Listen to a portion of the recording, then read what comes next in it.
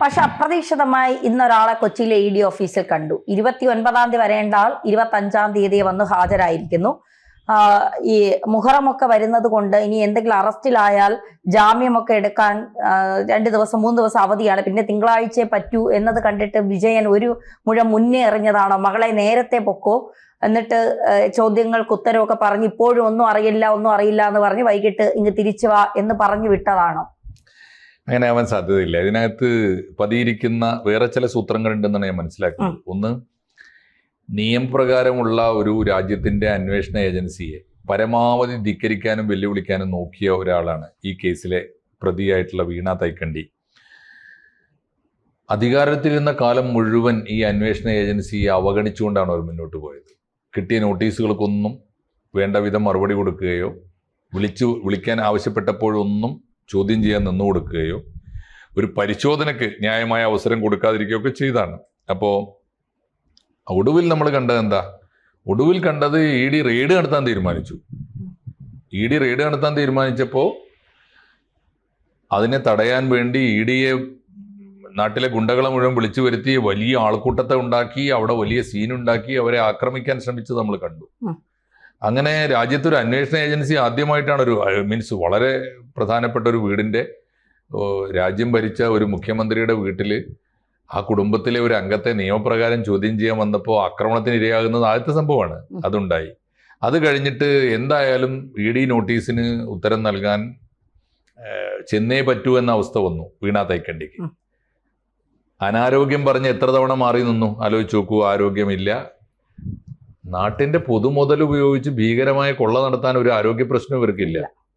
പക്ഷേ അത് നിയമത്തിന്റെ മുമ്പിൽ വരുമ്പോൾ ന്യായമായ രേഖകളുമായി ചെന്ന് ഞാൻ നിരപരാധിയാണെന്ന് ബോധ്യപ്പെടുത്താൻ പോയില്ല. അവസാനം പോയേ തീരൂ എന്ന അവസ്ഥ വന്നപ്പോൾ പറഞ്ഞു, ഞാൻ എൻ്റെ വക്കീലിനെ പറഞ്ഞയക്കാം. അങ്ങനെയുള്ള വലിയ വലിയ ആളുകളൊക്കെ, പ്രമാണിമാരൊക്കെ വക്കീലിനല്ലേ പറഞ്ഞയക്കുള്ളൂ. അവർ പറഞ്ഞു, സോറി, അത് പറ്റില്ല, വന്നേ തീരൂ. നിയമത്തിന്റെ മുമ്പിൽ ആരാണോ ചോദ്യം ചെയ്യപ്പെടേണ്ട പൗരനാരാണോ അവർ തന്നെ വരണം എന്ന നിർബന്ധം പിടിച്ചപ്പോഴാണ് ഇപ്പോൾ അവസാനം പോയത്. എന്ന് പറഞ്ഞാൽ നിയമത്തിന്റെ അധികാരത്തിന്റെ സകല സൗകര്യങ്ങൾ ഉപയോഗിച്ച്, പാർട്ടിയുടെ സംഘശക്തി ഉപയോഗിച്ചിട്ട് എങ്ങനെയൊക്കെയാണോ ഒരു നിയമക്കുരുക്കിൽ ഒരു കുറ്റകൃത്യത്തിന്റെ കുറ്റാന്വേഷണ ഏജൻസിയുടെ ചോദ്യം ചെയ്യലിൽ നിന്ന് ഒരാളെ രക്ഷപ്പെടുത്താൻ ശ്രമിച്ച് അത് മുഴുവൻ പരാജയപ്പെട്ടു. ഏത് ഭരണകൂടത്തിന്റെ ചെലവിലാണോ ഈ വീണ തൈക്കണ്ടി എന്ന വ്യക്തി ഇത്രയും കാലം രക്ഷപ്പെട്ടു പോകുന്നത്, ആ ഭരണകൂടത്തെ തന്നെ ജനം തോൽപ്പിച്ചു. ഏത് പാർട്ടിയാണോ അദ്ദേഹത്തെ മുഖ്യമന്ത്രിയാക്കിയത്, ആ പാർട്ടി അദ്ദേഹത്തെ തള്ളിക്കളഞ്ഞു. പാർട്ടി വ്യാപകമായി അദ്ദേഹത്തെ ആക്ഷേപിച്ചു. അങ്ങനെ ഇരിക്കുന്ന സാഹചര്യത്തിലാണ് ഇപ്പോൾ ഈ ചോദ്യം ചെയ്യലിന് ചെന്നത്. ഒടുവിൽ എന്താ തീരുമാനിച്ചത്? നിയമത്തിന്റെ വഴിക്ക് എന്ന് പ്രഖ്യാപിച്ചു. ചരിത്രത്തിൽ ആദ്യമായിട്ട് പാർട്ടി പറയുകയാണ്. വീണ തൈക്കണ്ടി എന്ന വ്യക്തിയുടെ കമ്പനിയാണ് എക്സാലോജിക്. CMRL എന്ന കമ്പനി ശശിധരൻ കർത്ത എന്ന് പറയുന്ന എന്ന മനുഷ്യൻ്റെതാണ്. അത് അവർ തമ്മിലുള്ള ഇടപാടാണ്. 2 കമ്പനികൾ തമ്മിൽ, 2 വ്യക്തികൾ തമ്മിൽ. ഇത് നേരത്തെ തീരുമാനിച്ചാൽ പോരെ? വീട്ടിലിരിക്കുന്ന വ്യക്തികളെ കുറിച്ച് എന്തു പറയാമെന്നാണോ എന്നൊക്കെ ചോദിച്ച് നിയമസഭയിൽ വികാരം കൊണ്ട് നമ്മൾ കണ്ടതാണ്. ആ അവസ്ഥ വിട്ടു. ഇപ്പോഴത്തെ തന്ത്രം എന്താ? ഇപ്പോഴത്തെ സ്ഥിതി നിയമത്തിന്റെ മുമ്പിൽ വ്യക്തിയാണെന്ന് പറഞ്ഞു, പൗരനാണെന്ന് വന്നു. വീണ തൈക്കണ്ടി ഏകയായി ഈ ഒരാക്രമണത്തിന് അവസരം കൊടുക്കാതെ EDയുടെ ഇടനാഴിയിലൂടെ നടന്നു പോകുന്നത് നമ്മൾ കണ്ടു. 9 മണിക്കൂർ ഇരുന്ന് കൊടുത്തു. ഇത് പണ്ടേ ചെയ്താൽ മതി. ഉമ്മൻചാണ്ടി എന്ന മുഖ്യമന്ത്രി അങ്ങനെ മുഖ്യമന്ത്രിയെ ചോദ്യം ചെയ്യാൻ വിളിച്ചപ്പോൾ എപ്പോൾ വരണം സാർ, ഞാൻ വരാം. നിയമത്തിന് മുമ്പിൽ പോയി ഇരുന്ന് കൊടുത്തു. നരേന്ദ്രമോദി ഗുജറാത്ത് കലാപത്തിൽ SITയുടെ മുന്നിൽ 10 മണിക്കൂർ ഇരുന്ന് കൊടുത്തിട്ടുണ്ട്. അതല്ലേ നിയമം, അതിനല്ലേ നിയമവ്യവസ്ഥ എന്ന് പറയാം. നിയമവ്യവസ്ഥയെ മാനിക്കാൻ ആദ്യം ബാധ്യതപ്പെട്ട ആളല്ലേ ഒരു സംസ്ഥാനത്തിന്റെ മുഖ്യമന്ത്രിയും ഇന്ത്യയുടെ പ്രധാനമന്ത്രിയും. ആരും ഇപ്പോൾ ഉത്തരവാദപ്പെട്ട നേതാക്കന്മാർ പാലിച്ചില്ലെങ്കിൽ പിന്നെ സാധാരണക്കാർ നിയമം പാലിക്കുമോ? അപ്പോൾ അതാണ് സംഭവിച്ചത്. അപ്പോൾ ആദ്യത്തെ തെളിവെടുപ്പോടുകൂടി 9 മണിക്കൂർ ഇരുന്ന് കൊടുത്തപ്പോൾ അവർക്ക് മനസ്സിലായി, ഈ വീണയ്ക്ക് മനസ്സിലായി, ഞാൻ തനിയെയാണ് ഈ യാത്ര, കൂടെയല്ല. വണ്ടി ഡ്രൈവ് ചെയ്തിട്ട് അവിടെ ഡ്രോപ്പ് ചെയ്ത് കൊടുക്കാൻ മാത്രമേ കെട്ടിയോ മാത്രം കൂടെ പോലും പോയുള്ളൂ.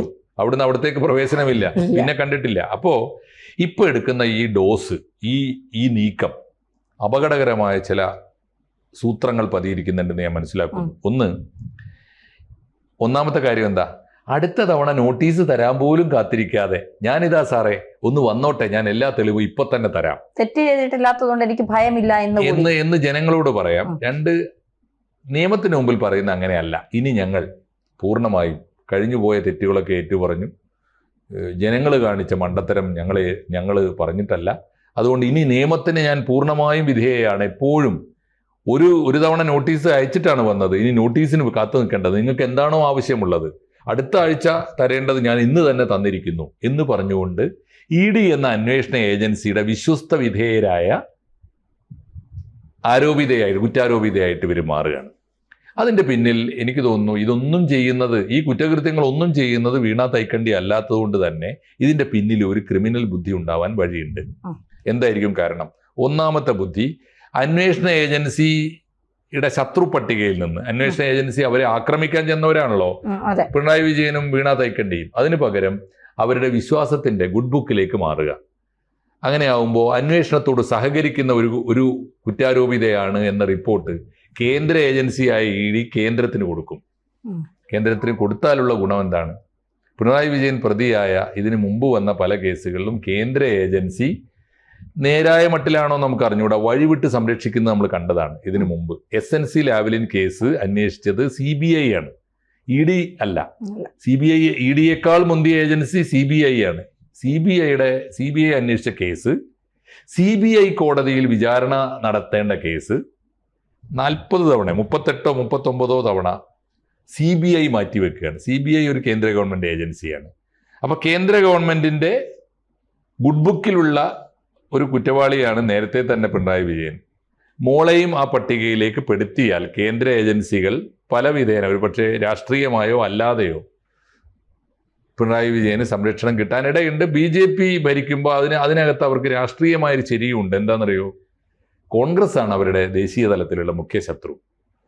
അപ്പോൾ VD സതീശനെ ശത്രുവായി കണ്ടുകൊണ്ട് തന്നെ പിണറായി വിജയൻ പാവപ്പോൾ പ്രതിപക്ഷത്താണ്, തോറ്റ് അമ്പി നിൽക്കുകയാണ്.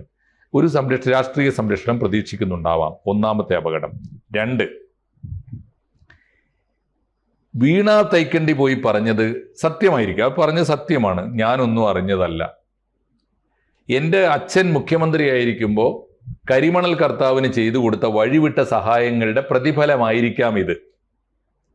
അതിനുവേണ്ടി എൻ്റെ പേരിൽ എക്സാലോജിക് എന്ന കമ്പനി ഉണ്ടാക്കി, അതും ഞാനല്ല. കമ്പനിക്ക് പണം വന്നു, അക്കൗണ്ടിൽ വന്നു, അതും ഞാനല്ല. അതൊരു രാഷ്ട്രീയ നടപടിയാണ്, അല്ലെങ്കിൽ പിണറായി വിജയൻ്റെ രാഷ്ട്രീയ നടപടിയാണ്. കാരണം ഈ കരിമണൽ പ്രശ്നത്തിൽ നിയമം വിട്ട് നടപടിയെടുത്തതൊക്കെ ഏതൊക്കെ? കരിമണലിൻ്റെ കാര്യത്തിലുള്ള കേന്ദ്ര സുരക്ഷാ നിയമം, ആഭ്യന്തര സുരക്ഷാ നിയമം 5 കൊല്ലം ഒളിപ്പിച്ചു വെച്ചു, പൂഴ്ത്തിവെച്ചു. അത് നടപ്പാക്കിയില്ല കർത്താവിൻ്റെ കാര്യത്തിൽ. 1. രണ്ടാമത്, പൊല്യൂഷൻ കൺട്രോൾ ബോർഡ് വ്യവസായ വകുപ്പിൽ നിന്ന് എടുത്തിട്ട് കഴിഞ്ഞ 10 കൊല്ലം മുഖ്യമന്ത്രി കൈവശം വെച്ചു. എന്തിന്? വഴിവിട്ട ക്ലിയറൻസ് കൊടുക്കാൻ. അപ്പം ഇതൊക്കെ ചെയ്തത് മുഖ്യമന്ത്രി എന്ന നിലയിൽ രാഷ്ട്രീയമായി അദ്ദേഹം എടുത്ത തീരുമാനമാണ്. അതിലെ ഈ പണം വരാനുള്ള ഒരു കമ്പനി ഉണ്ടാക്കി കൊടുത്തത് മാത്രമാണ് എൻ്റെ പേരിലുള്ള കുറ്റം എന്ന് വന്നാൽ ഈ കേസ് ആരുടെ പേരിലേക്ക് വരും? ഗവൺമെൻറ്റിൻ്റെ പേരിലേക്ക് വരും. അപ്പം കേസ് രാഷ്ട്രീയമാകും. ഗവൺമെൻറ്റിൻ്റെ പേരിലേക്ക് കേസ് വന്നാലുള്ള ഗുണം എന്താണെന്നറിയോ? ഇതൊന്നും ചെയ്തത് മുഖ്യമന്ത്രിയാവില്ല, ഉദ്യോഗസ്ഥരാവും. പിണറായി വിജയന് നല്ല സൗകര്യമുള്ള, നല്ല പരിചയമുള്ളൊരു കേസാണ്. എന്തെന്നറിയോ? ഏതെങ്കിലും ഒരു ഉദ്യോഗസ്ഥനെ, വിശ്വസ്തനായ ഒരു ഉദ്യോഗസ്ഥന് കോടികൾ ബലിയാടാവുന്നൊന്നും പറയുന്നില്ല. അദ്ദേഹത്തെ ബലിയാടാക്കി നമ്മുടെ ഭാഷയിൽ പറയും. അദ്ദേഹത്തിന് ആ കച്ചവടം വമ്പിച്ച ലാഭമായിരിക്കും. ശിവശങ്കർ ബെസ്റ്റ് എക്സാമ്പിൾ ആണ്. എവിടെ പോയി കേസുകളൊക്കെ? ആലോചിച്ച് നോക്കൂ.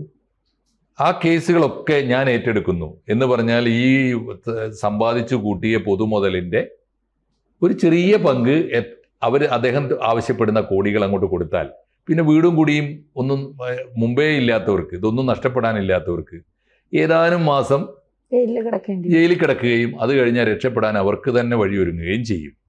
അതുകൊണ്ട് ഏതെങ്കിലും ഉദ്യോഗസ്ഥന്മാരെ ബലിയാടാക്കി അച്ഛനും മോൾക്കും കേസിൽ നിന്ന് രക്ഷപ്പെടാനുള്ള സാധ്യതയും പുതിയ നീക്കത്തിലുണ്ട്. 2ാമത്തെ അപകടം. 3ാമത്തെ ഒരു അപകടം കൂടി ഞാൻ കാണുന്നുണ്ട്. ആരാണ് ധന്യ? നമ്മുടെ ആഭ്യന്തരമന്ത്രി രമേശ് ചെന്നിത്തലയാണ്.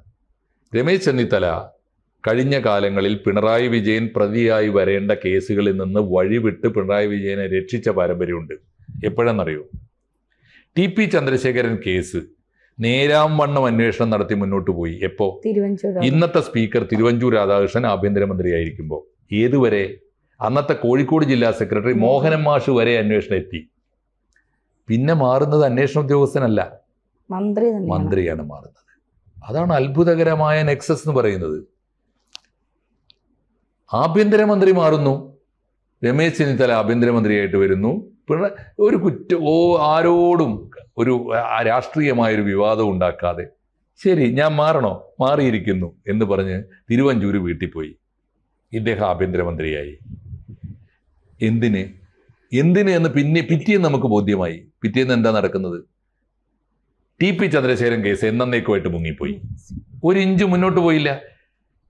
ആ ഈ പറഞ്ഞ മോഹനൻ മാഷിൽ നിന്ന് ആ കേസ് മുന്നോട്ട് പോയിരുന്നെങ്കിൽ എവിടെ ചെല്ലും? പിണറായി അറിയാതെ TP ചന്ദ്രശേഖരനെ കൊല്ലുവോ? എല്ലാവർക്കും അറിയാലോ അത്. എല്ലാ കൊച്ചുകുട്ടികൾക്ക് അറിയാവുന്ന കേസ്.